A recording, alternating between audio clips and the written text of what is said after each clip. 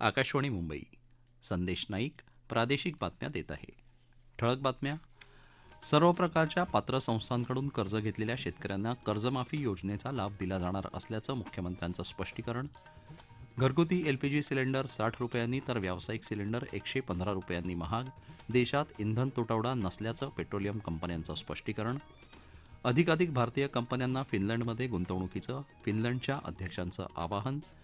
अजित पवार यांच्या अपघाती मृत्यूचा विषय संसदेत मांडण्यासाठी रोहित पवार यांच्या दिल्लीत गाठीभेटी. आणि राज्यभरात विविध ठिकाणी छत्रपती शिवाजी महाराज महाराजस्व समाधान शिबिर अभियानाचं आयोजन. राज्याच्या अर्थसंकल्पात जाहीर झालेली पुण्यश्लोक अहिल्यादेवी होळकर कर्जमाफी योजना कर्ज देण्यासाठी पात्र अशा कोणत्याही संस्थेकडून घेतलेल्या कर्जासाठी लागू राहील असं मुख्यमंत्री देवेंद्र फडणवीस यांनी स्पष्ट केलं आहे. ते नागपूरमध्ये वार्ताहरांशी बोलत होते. शेतकऱ्यांची 30 सप्टेंबर 2025 पर्यंत थकीत राहिलेली 2 लाख रुपयांपर्यंतची कर्ज माफ करण्याच्या दृष्टीनं काल अर्थसंकल्पात या योजनेची घोषणा मुख्यमंत्र्यांनी केली. त्याबाबत पत्रकारांनी विचारलेल्या प्रश्नाला ते उत्तर देत होते.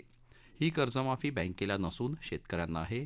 त्यामुळे प्रत्यक्ष शेतकऱ्यांना या योजनेचा लाभ मिळावा याकरता अंमलबजावणीची कार्यपद्धती तयार करण्यात येत आहे असं ते म्हणाले.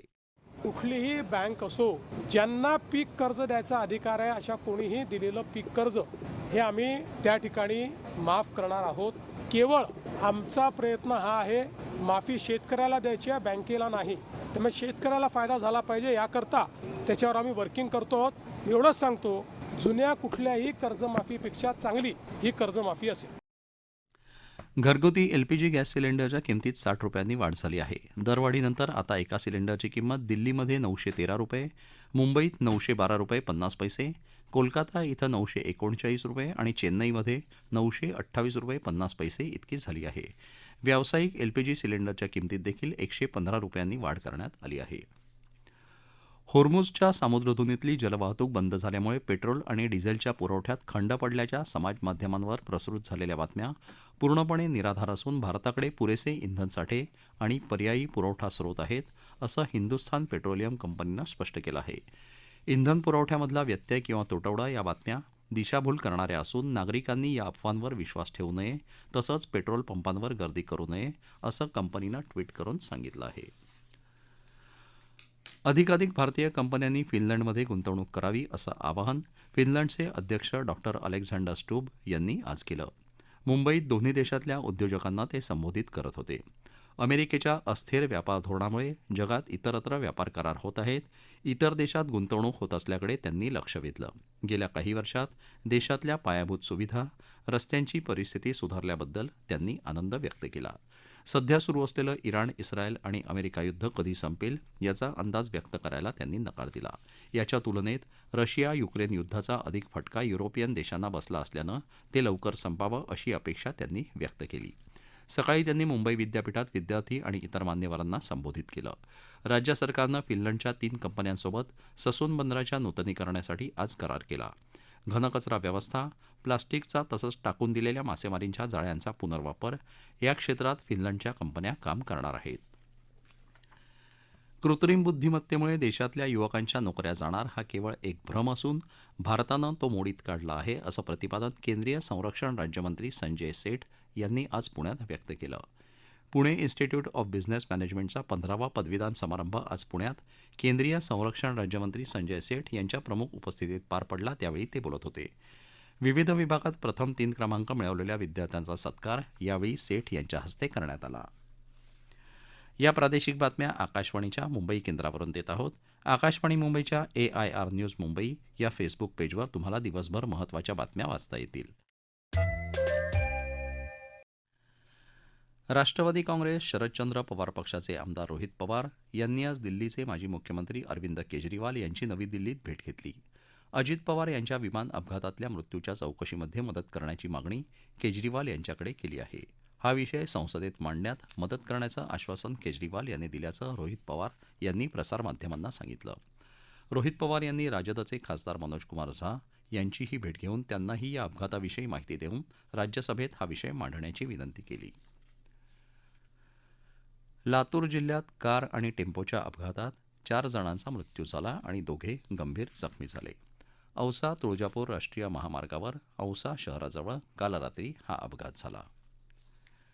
ठाणे जिल्ह्यात मुंब्रामध्ये आज सकाळी 2 गुंडांनी एका व्यक्तीवर गोळीबार केला. पोलिसांनी यातल्या एका व्यक्तीला अटक केली आहे. आज सकाळी 5 वाजता मुंब्रा कौसामध्ये ही घटना घडली.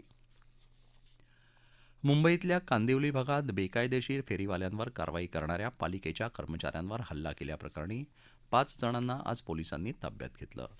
अतिक्रमण विरोधी मोहिमेमध्ये सहभागी अधिकाऱ्यांसह माती उपसा यंत्राच्या चालकाला देखील पाठलाग करून मारहाण केल्याचा या 5 जणांवर आरोप आहे. भारतीय न्याय संहितेअंतर्गत समतानगर पोलीस ठाण्यात या 5ही जणांविरुद्ध गुन्हा नोंदवण्यात आल्याची माहिती पोलिसांनी यावेळी दिली. राज्यभरात आज छत्रपती शिवाजी महाराज महाराजस्व समाधान शिबिर अभियान राबवण्यात आलं. विविध ठिकाणी या अभियानाच्या माध्यमातून नागरिकांनी विविध दाखले काढले. शासनाकडून देण्यात येणाऱ्या सर्व सुविधांचा वापर करायला नागरिकांनी शिकलं पाहिजे. यामधूनच गावं आणि शहरं उभी राहतात. म्हणूनच हे अभियान सुरू केलं आहे, असं प्रतिपादन रत्नागिरीचे पालकमंत्री डॉक्टर उदय सामंत यांनी आज केलं. रत्नागिरी जिल्ह्यात पाली इथं सामंत यांच्या हस्ते या अभियानाचा प्रारंभ झाला. त्यावेळी ते बोलत होते. सिंधुदुर्ग जिल्ह्यातल्या विविध तहसील कार्यालयांमार्फत या अभियानाचा पहिला टप्पा राबवायला सुरुवात झाली आहे. कुडाळ तालुक्यात नेरुळमध्ये जिल्हाधिकारी यांनी याचा प्रारंभ केला, तर कणकवलीमध्ये पालकमंत्री नितेश राणे यांच्या उपस्थितीत हे अभियान राबवण्यात आलं. शासनाच्या 15 महत्त्वाच्या सुविधा थेट जनतेपर्यंत पोहोचवणं, जनजागृती करणं आणि जनतेची प्रशासकीय कामं वेगानं करणं हे या अभियानाचं मुख्य उद्दिष्ट असून त्याचा नागरिकांनी लाभ घ्यावा, असं आवाहन राणे यांनी यावेळी केलं.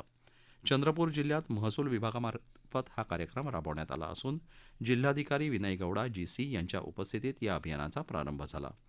गडचिरोली जिल्ह्यामधल्या विविध तालुक्यांमध्ये महसूल मंडळ स्तरावर समाधान शिबिर अभियान आज आयोजित करण्यात आलं होतं. शेकडो नागरिकांनी या शिबिरांमधून उपलब्ध करून दिलेल्या महसूलविषयक विविध सेवांचा लाभ घेतला, अशी माहिती आमच्या वार्ताहरानं दिली आहे. लातूर जिल्ह्यातल्या अहमदपूर तालुक्यातल्या किनगाव इथं आयोजित समाधान शिबिराला नागरिकांचा उत्स्फूर्त प्रतिसाद लाभला. या शिबिराचं उद्घाटन सहकार मंत्री बाबासाहेब पाटील यांच्या हस्ते झालं. जागतिक महिला दिनानिमित्त सार्वजनिक आरोग्य विभागाकडून गर्भाशयमुख कर्करोग प्रतिबंधासाठी 14 ते 15 वर्षांदरम्यानच्या मुलींसाठी राज्यव्यापी HPV लसीकरण मोहिमेची सुरुवात होणार आहे. तसंच आरोग्य क्षेत्रात उत्कृष्ट कार्य करणाऱ्या कर्तृत्ववान महिलांचा सन्मान देखील करण्यात येणार आहे. राज्यातल्या एकूण 9,84,414 मुलींना या मोहिमेचा लाभ मिळणार असून लसीकरण पूर्णपणे मोफत आणि पालकांच्या संमतीनं ऐच्छिक स्वरूपात होणार आहे. प्राथमिक आरोग्य केंद्र, ग्रामीण रुग्णालयं, जिल्हा रुग्णालयं, महानगरपालिका रुग्णालयं आणि शासकीय वैद्यकीय महाविद्यालयांमध्ये प्रशिक्षित वैद्यकीय अधिकाऱ्यांच्या उपस्थितीत लसीकरण केलं जाईल. सर्व लाभार्थ्यांची नोंदणी आणि प्रमाणपत्र वितरण केंद्र शासनाच्या यू-विन या डिजिटल पोर्टलद्वारे करण्यात येणार आहे. भारतामध्ये महिलांमधल्या कर्करोगांमध्ये गर्भाशयमुखाचा कर्करोग दुसऱ्या क्रमांकावर असून दरवर्षी सुमारे 80,000 नवीन रुग्ण आढळतात आणि 42,000हून अधिक मृत्यू होतात. T20 क्रिकेट विश्वचषकाचा अंतिम सामना भारत आणि न्यूझीलंड यांच्यात उद्या अहमदाबादच्या नरेंद्र मोदी स्टेडियमवर रंगणार आहे. आतापर्यंत कोणत्याही संघानं सलग 2दा विजेतेपद जिंकलेलं नाही. यावेळी भारताकडे इतिहास रचण्याची सुवर्णसंधी आहे. रोहित शर्माच्या नेतृत्वाखाली भारतीय संघानं 2024मध्ये T20 विश्वचषक जिंकला असून उद्याचा अंतिम सामना जिंकला तर T20 विश्वचषकाच्या इतिहासात सलग 2 ट्रॉफी जिंकणारा तो पहिला संघ बनणार आहे. भारत आणि न्यूझीलंड यांच्यात T20 क्रिकेटमध्ये झालेल्या सामन्यांमध्ये भारताचा वरचष्मा राहिला आहे. दोन्ही संघांमध्ये आतापर्यंत एकूण 30 सामने खेळले गेले आहेत, ज्यात भारतानं 18 तर न्यूझीलंडनं 11 सामने जिंकले आहेत. एक सामना बरोबरीत सुटला होता. हवामान. येत्या 2 दिवसात राज्यातलं हवामान कोरडं राहण्याची शक्यता हवामान विभागानं वर्तवली आहे. कोकणात तुरळक ठिकाणी दमट हवामान राहण्याची शक्यता असून मध्य महाराष्ट्र, मराठवाडा आणि विदर्भात हवामान कोरडं राहिलं.